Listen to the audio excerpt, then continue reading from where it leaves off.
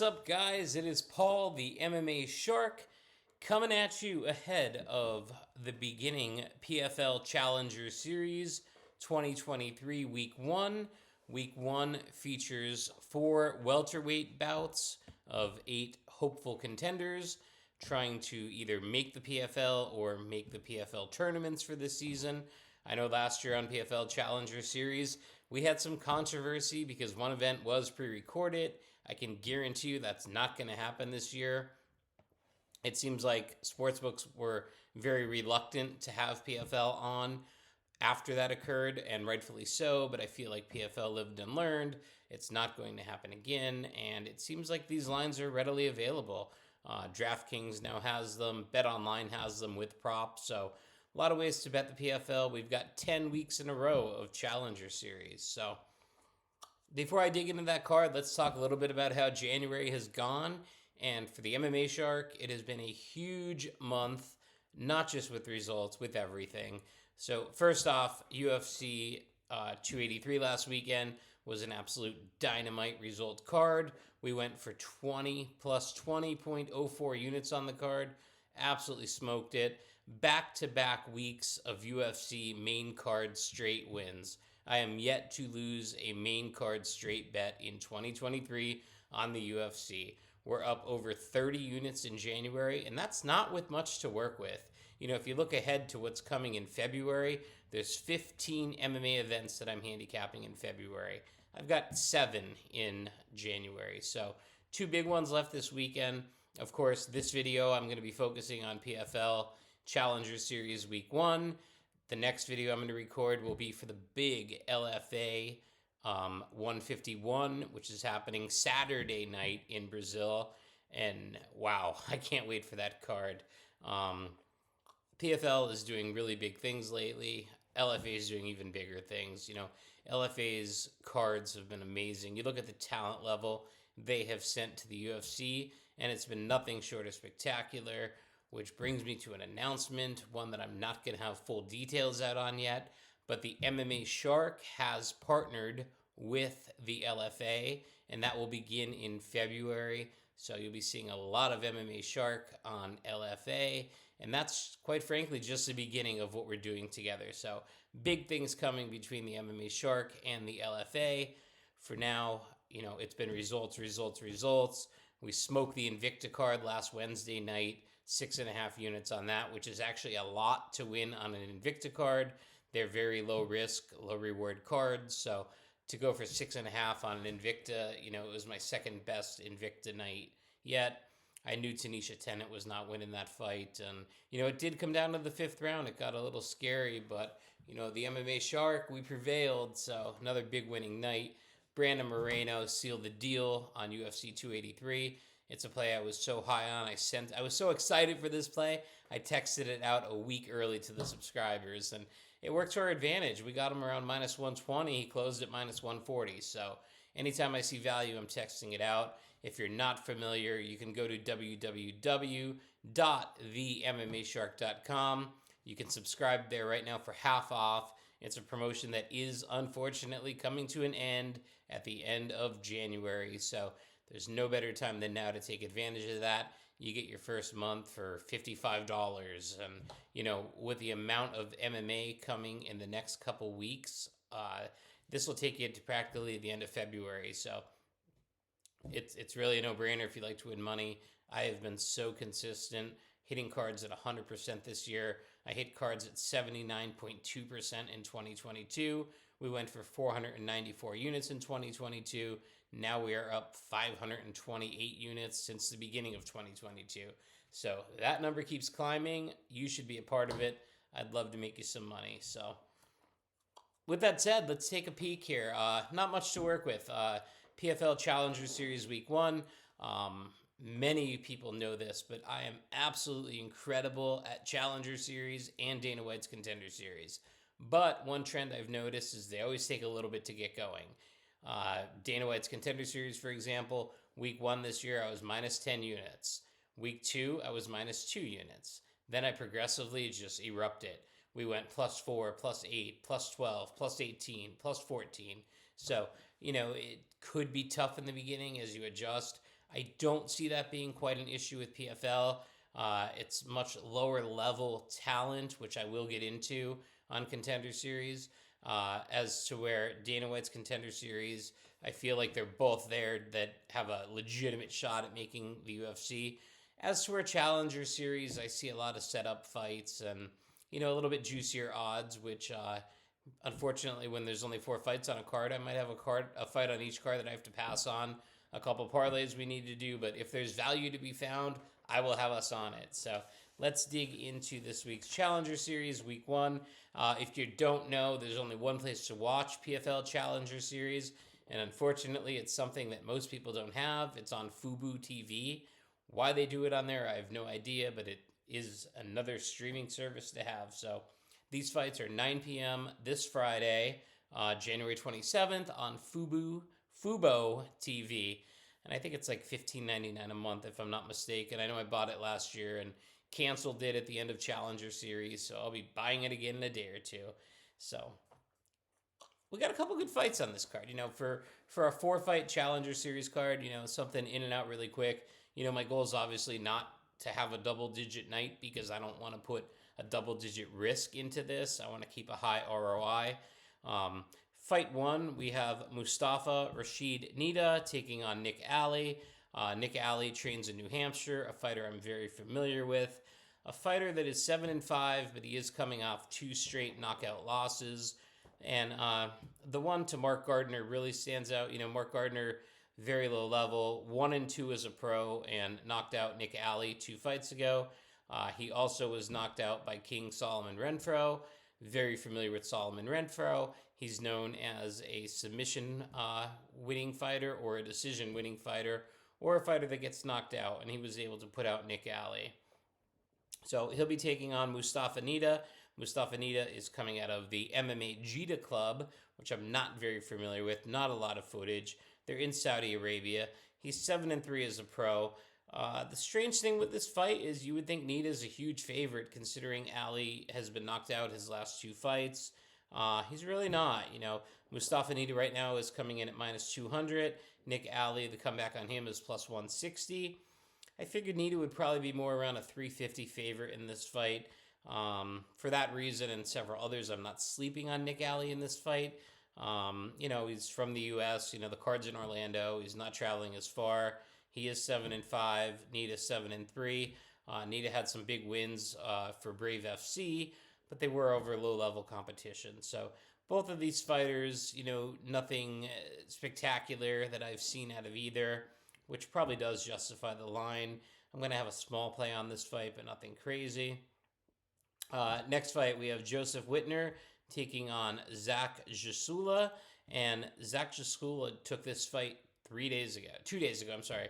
He's actually taken this fight on 4 days' notice, training with Chris Curtis, Sean Strickland, all the tough guys at Extreme Couture MMA in Las Vegas. He's only won 2 MMA fights in the last 6 years. He is 12-9. He's been finished many times. 2 wins in the last 6 years. He's mixed in boxing matches, kickboxing matches, MMA. Not much here with Juusola, except for his training partners, but unfortunately won't be fighting for him. Taking on Joseph Wittner. He's only 29 years old and has a very impressive record of 16-2, 9 of which are by finish. He has been knocked out twice, but on paper this looks like a complete mismatch. But RoboCop versus Bruno Ferreira looked like a complete mismatch on paper last week, and I had Bruno to win that fight, and I had him +410 to win by knockout. So it's MMA, anything can happen. We're still a few days out, a little bit of time for me to dig into this. I don't expect anything really competitive in this. Zach Juusola does have good forward pressure, but he's also taken the fight on 4 days' notice.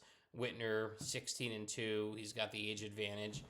29 years old versus Zach, who is now 35 years old.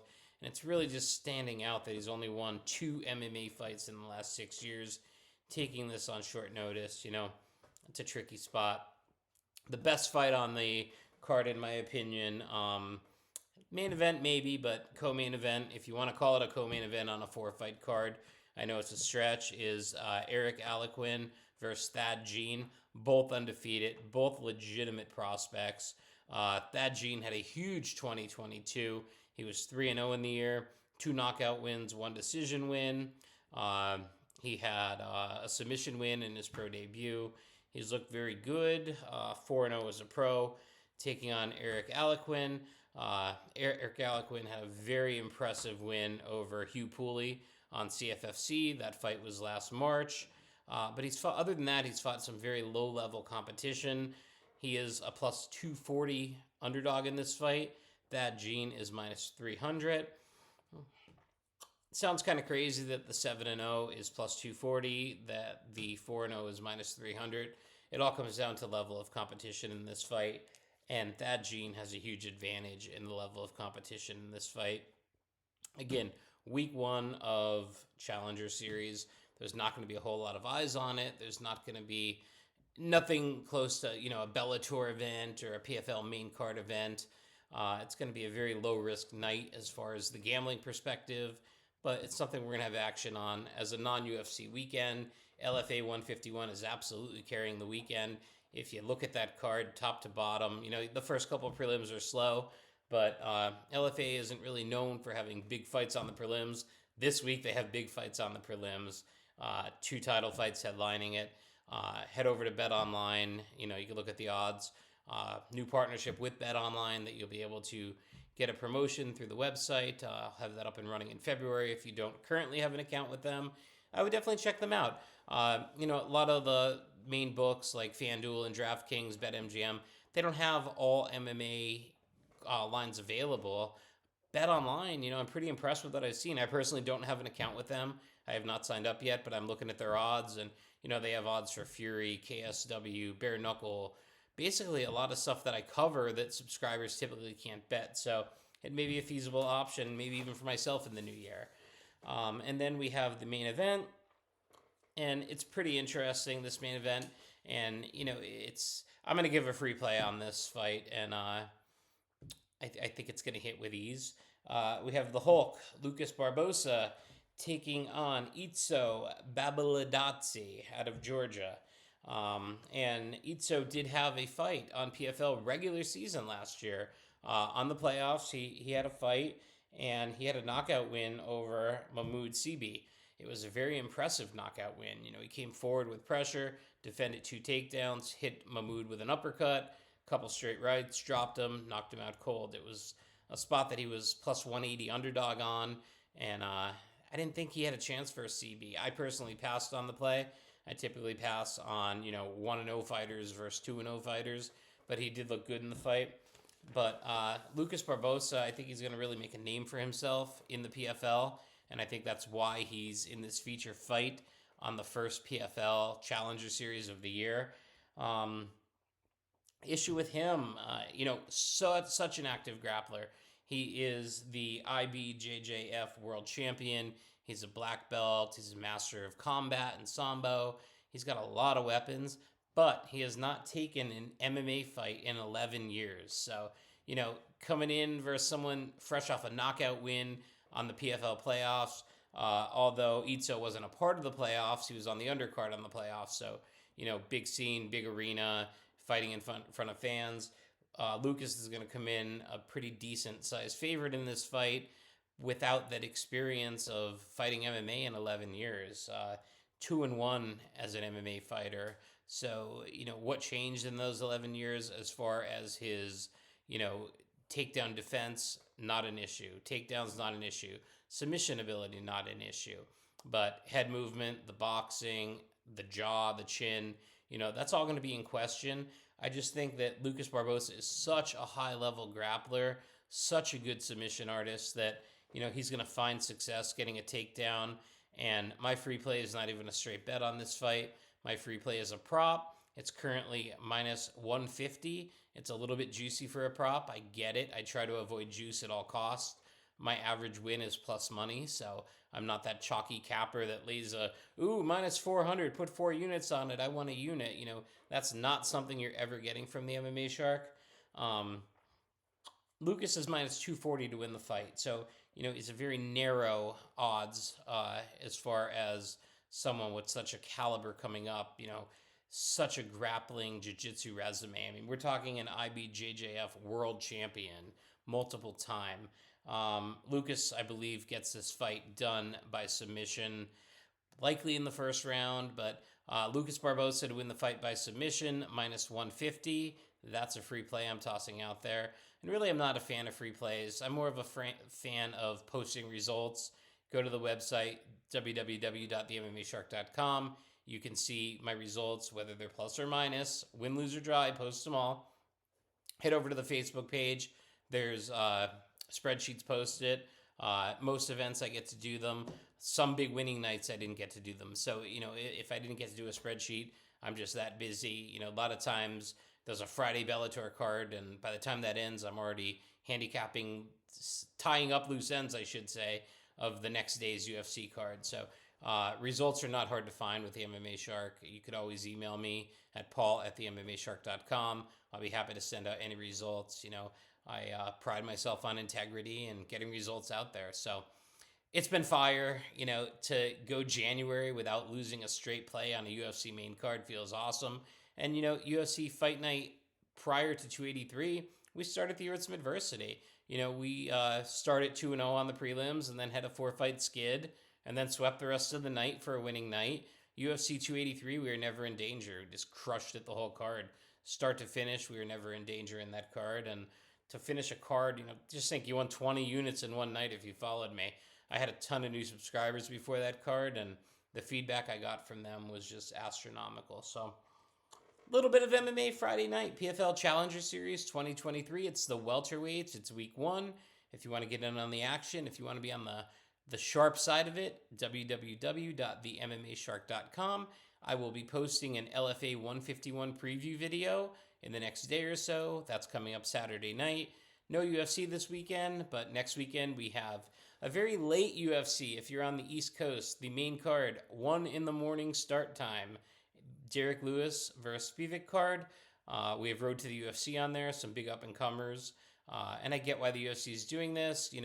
These fighters from Japan are going to and China and Japan, they'll be on prime time in their own countries. So very respectful move. And it's just in Vegas. So for Vegas, 10 p.m. start time, it's prime time for them. So the East Coast gets to suffer a little bit on this, but we're pretty spoiled. So with that said, I'm out for now. Check it out, www.themmashark.com. Make sure you subscribe to the YouTube channel, drop a comment, get notifications when I post videos. That's all I got for now. Let's enjoy the fights this weekend. I will be following this up with a LFA preview video, and I have some big-time fighters on the podcast next week. All podcasts are uploaded to Apple Music, to Spotify, to Google Podcasts. So if you don't want to watch a video with a bunch of ads, Spotify might be your answer. The MMA Shark, check it out. Until then, make it.